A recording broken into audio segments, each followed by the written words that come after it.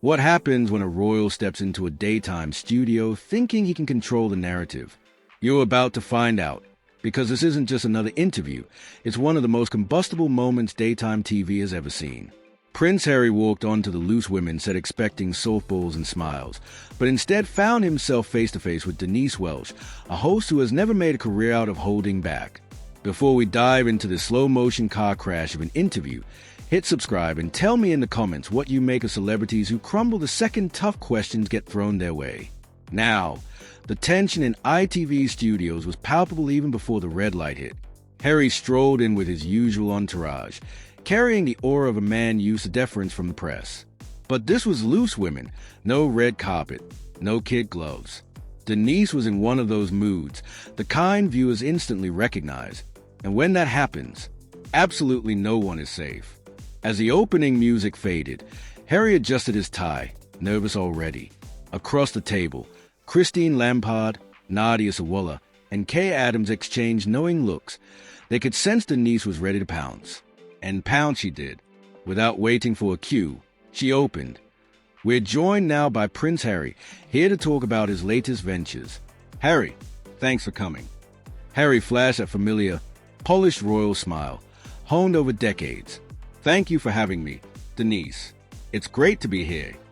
But Denise didn't buy it for a second. She leaned forward, eyes narrowing like a hunter zeroing in. Is it though?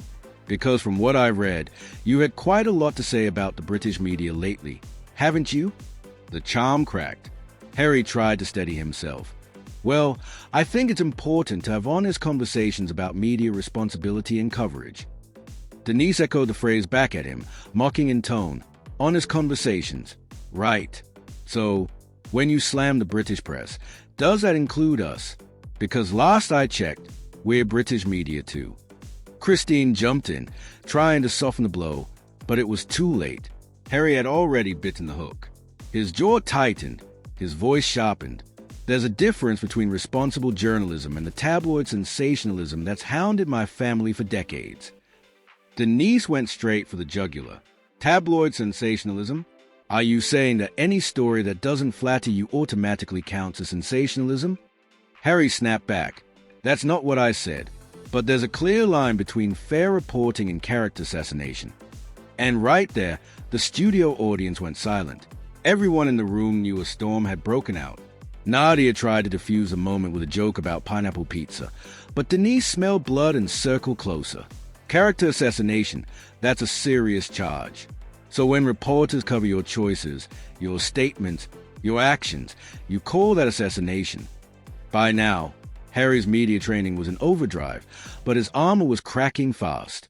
I'm saying there's a pattern of negative coverage that goes beyond legitimate criticism. Denise tilted her head, savoring the moment like a prosecutor hearing a confession. A pattern, you say? And who exactly decides what's legitimate criticism, us or you? The air grew heavier, the silence sharper. Harry shifted, visibly uncomfortable for the first time, the mask slipping. His answer came weakly. Anyone with common sense can see the difference. That's when Denise delivered the kill shot. Common sense, right. So your common sense tells you every critic is unfair, while ours should tell us you're always right.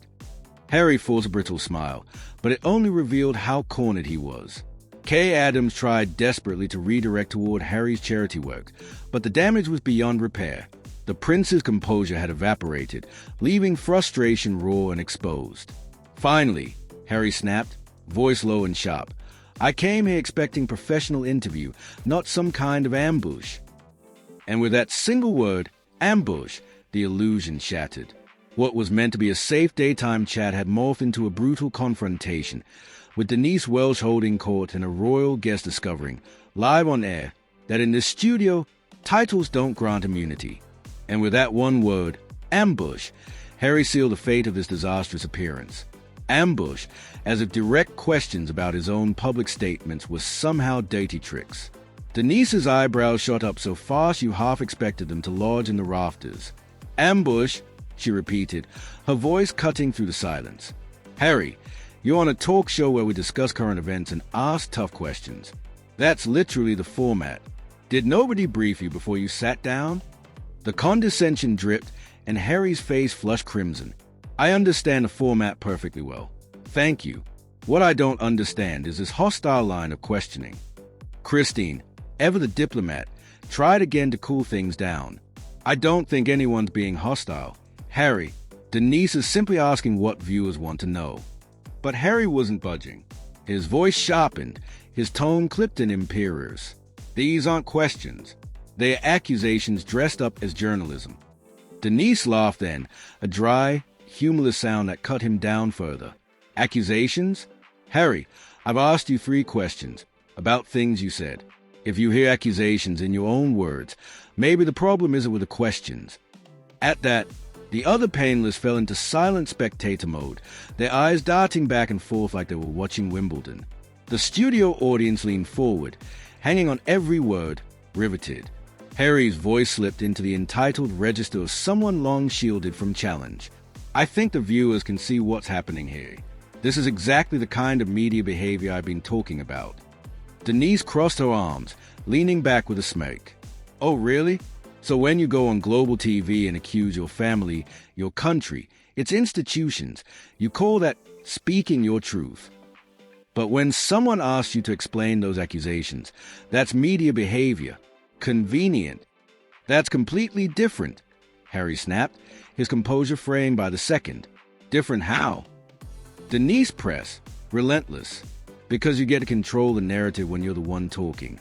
But here, you're expected to defend it. Nadia tried a weak laugh to diffuse. Perhaps we're drifting a little. Harry, maybe tell us about the positive changes you're hoping to make? But Harry was past the point of rescue. His face burned red, his jaw locked tight. I don't think I should have to defend speaking my truth to people who've already made up their minds. That phrase, speaking my truth, landed like chum in shark-infested waters. Denise went for the jugular. Your truth? That's an interesting choice of words. What about the truth?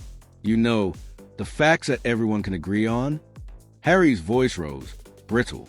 The facts are that my family and I have endured years of invasive, inaccurate, often malicious coverage. Denise didn't miss a beat. Invasive coverage of public figures, performing public duties, funded by public money? Shocking. How dare the press report on what you do in public? The sarcasm hit its mark.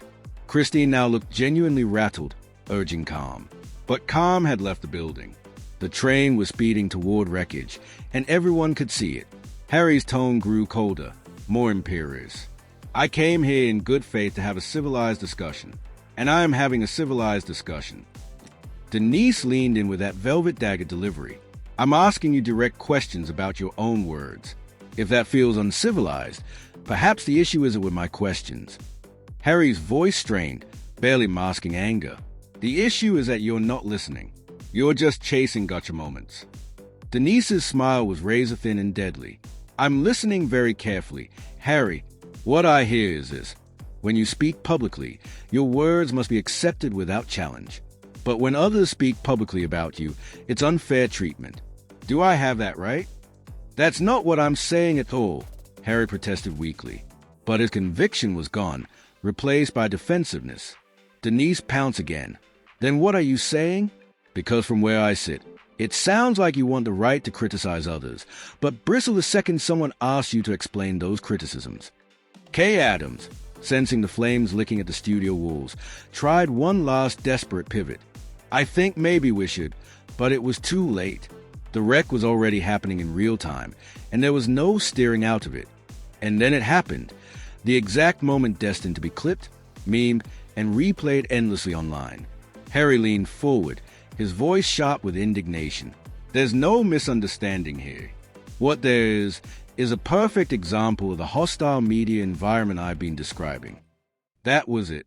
The line that crystallized everything wrong with his performance. A prince, a grown man, on a daytime sofa calling a routine interview hostile simply because someone dared to press him. Denise's expression shifted, disbelief flashing across her face. Hostile environment, she shot back. Harry, you're sitting in a comfy chair on a daytime talk show, being asked about things you said publicly. If this is hostile, what do you call real hardship? Harry's reply came out tight, defensive, almost spitting. I call this exactly the kind of media manipulation that drives people away from public service. Denise's laugh this time was sharp, incredulous. Media manipulation? I've asked you to clarify your own words. That's manipulation now? Around the table, the unease was palpable. Christine fidgeted with her cue cards. Nadia stared fixedly at the desk.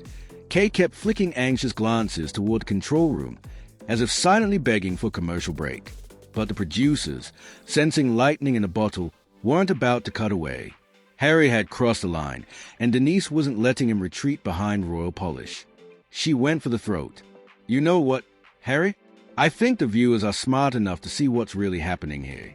You walked in expecting softballs and deference because of who you are, and now that you're getting the same treatment as any other guest, you're crying ambush and hostility. That's absolutely not true. Harry fired back, but the words rang hollow. Denise didn't even blink. Isn't it though? Because the second someone holds you accountable, suddenly we're the problem. And then the dam burst. Harry's composure snapped. His voice rose, sharp and petulant. I don't have to sit here and be lectured by someone who clearly has an agenda. The studio froze.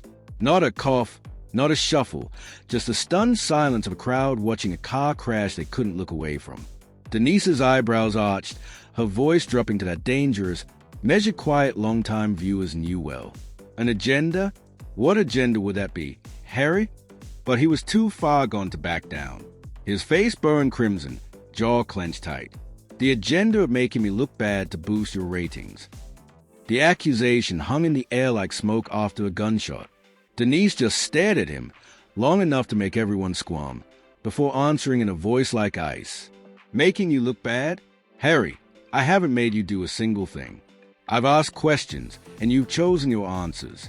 If those answers make you look bad, perhaps the problem isn't with the questions. The silence that followed was deafening. You could hear the collective intake of breath from the audience, see the painless shrinking into their chairs. Harry had just accused a veteran broadcaster of running a personal ratings vendetta, and Denise was about to make him regret it. Her voice dropped further, quieter with each word, a sure sign of incoming detonation. Boost my ratings. So let me get this straight. Harry, I ambushed you, created a hostile environment, and now I'm supposedly waging a vendetta against you for numbers? That's your story? Harry, realizing he'd gone too far but too stubborn to retreat, doubled down. I think it's clear this isn't journalism. It's entertainment at my expense. And that was a breaking point. Denise's patience snapped clean in two. Her words sliced through the studio like steel. Entertainment at your expense? Harry, you came here voluntarily. Nobody forced you onto this set. Nobody forced you to make the public statements I've asked about. And nobody is forcing you to sit here sulking like a spoiled child because you can't handle follow-up questions. The paying list practically melted into their seats. Christine stared pleadingly toward the booth, but the producers weren't stopping this train. It was too good. Harry's face darkened from red to near purple.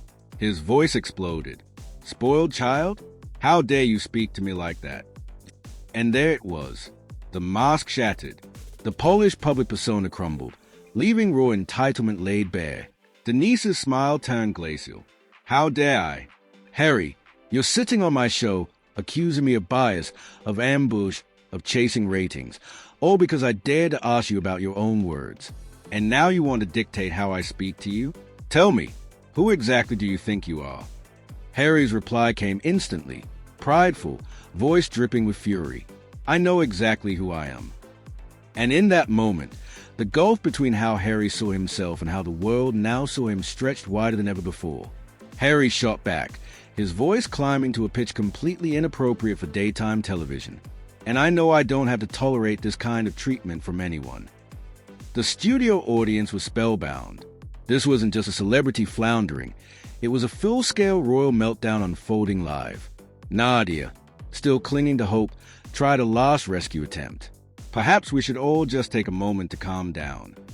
But Harry was past calming. He was in full entitled prince mode now. Calm down? I am calm. What I am is disgusted by this ambush interview disguised as journalism. That was a line that snapped Denise's patience. Her voice was steady, but final, like a gavel hitting wood. Right, enough. Harry, you called this an ambush. You've accused me of having an agenda. You suggested I'm manipulating you for ratings. And now you're sitting here throwing a tantrum because someone asked you to explain your own words. I am not throwing a tantrum.